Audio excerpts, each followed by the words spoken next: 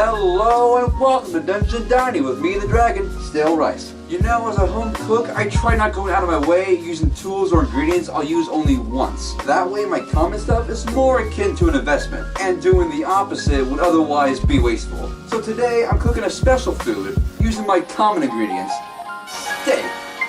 This steak is me and my sister's favorite steak. And thankfully, it's easy to make and takes little time. After all, who wants to spend all night marinating? What is that?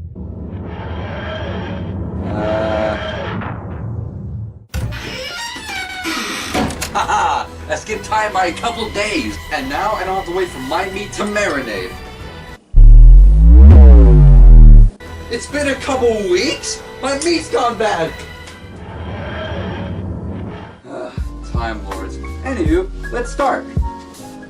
Alright then, let's get started. So we have here our steak and our seasonings, as well as salt and butter and herbs. So before we make the steak, we're making some herb butter, starting with 4 tablespoons of butter, half a teaspoon of garlic powder, and half a tablespoon of thyme, and half a tablespoon of malt vinegar. Now I love this stuff. It works great in steak, ribs. I normally use this for more special occasion meats like this. There's that. And real fast, we're putting this in the fridge. And now the star of the show, the steak. What I'm using is a $5 sirloin steak. Now this recipe works with other steak. In fact, I've used it for a T-bone. But I just wanted to show, even with a cheap cut, you can get some great flavor. Let's remove these paws. So first we're covering both sides with black pepper. Have one of these ready.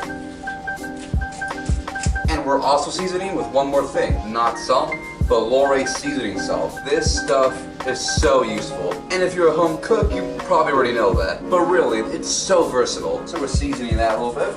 That. Seasoning again. So that's it. We're kicking the pan up to medium heat, and we're gonna oil it.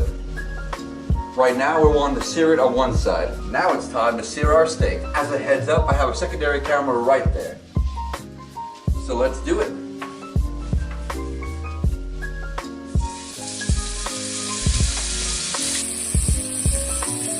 So we're giving this a minute, and while that happens, I'm getting out our butter. So the plan is, once they flip that thing the first time, I'm adding our butter.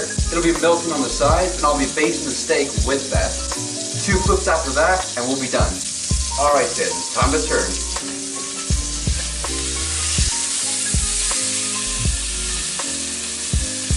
Alright, look at that. And now, our butter.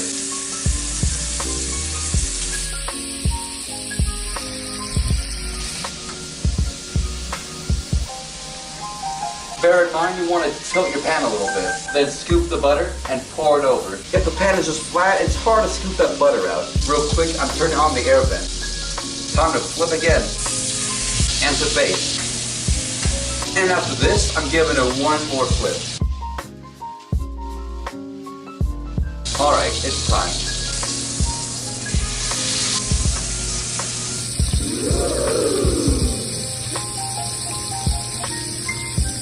And now, we're done. Kick that heat off. Now, let this thing rest before cutting into it. But otherwise, here is our tasty steak.